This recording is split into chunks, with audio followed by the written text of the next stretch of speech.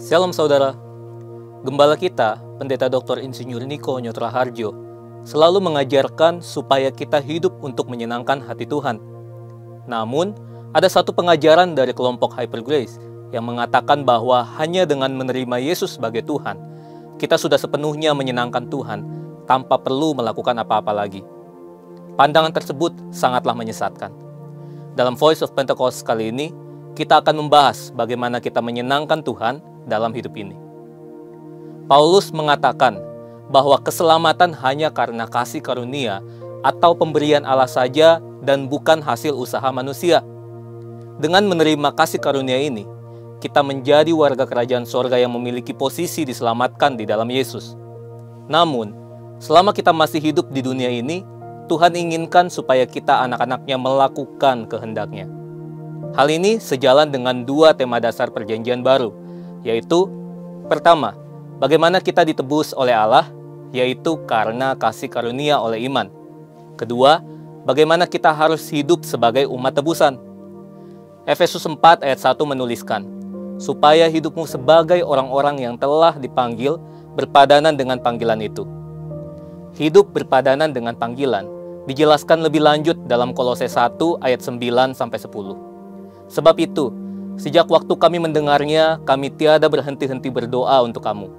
Kami meminta supaya kamu menerima segala hikmat dan pengertian yang benar untuk mengetahui kehendak Tuhan dengan sempurna, sehingga hidupmu layak di hadapannya, serta berkenan kepadanya dalam segala hal, dan kamu memberi buah dalam segala pekerjaan yang baik, dan bertumbuh dalam pengetahuan yang benar tentang Allah.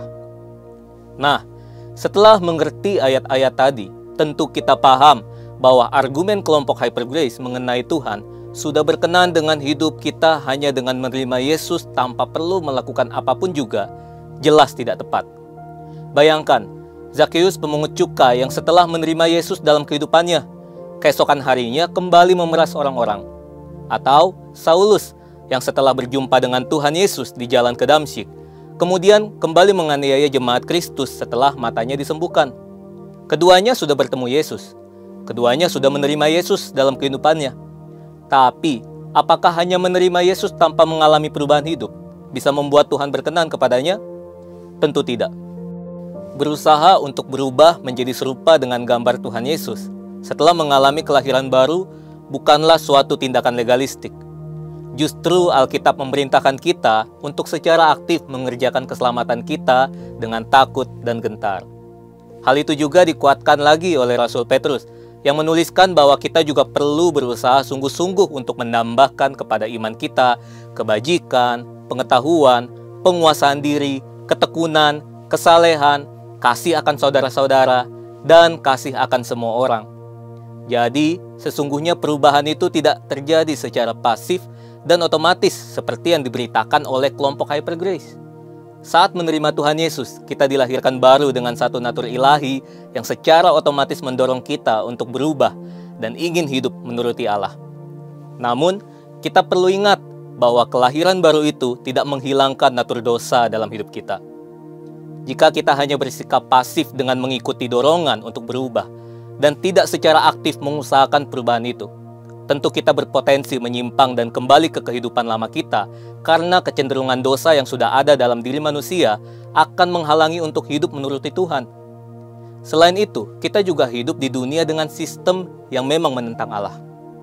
Tanpa kuasa Roh Kudus, tidaklah mungkin kita bisa berubah. Tapi tanpa kita berusaha untuk mengerjakan keselamatan, perubahan pun tidak akan terjadi. Setelah kita berubah, Tuhan juga ingin hidup kita berbuah. Paulus menuliskan bahwa kehendak Tuhan yang sempurna itu adalah hidup yang memberi buah dalam segala pekerjaan yang baik, serta bertumbuh dalam pengetahuan yang benar tentang Allah. Berbuah bagi Tuhan secara sederhana berarti hidup seperti Kristus telah hidup. Berusaha untuk hidup seperti Kristus itu tentu tidak legalistik. Rasul Paulus dalam 1 Korintus 15 ayat 10 mengatakan, "Tetapi karena kasih karunia Allah, aku ada sebagaimana aku ada sekarang, dan kasih karunia yang dianugerahkannya kepadaku tidak sia-sia. Sebaliknya, aku telah bekerja lebih keras daripada mereka semua, tetapi bukannya aku, melainkan kasih karunia Allah yang menyertai aku." Jadi, Bagaimana kita menyenangkan Tuhan?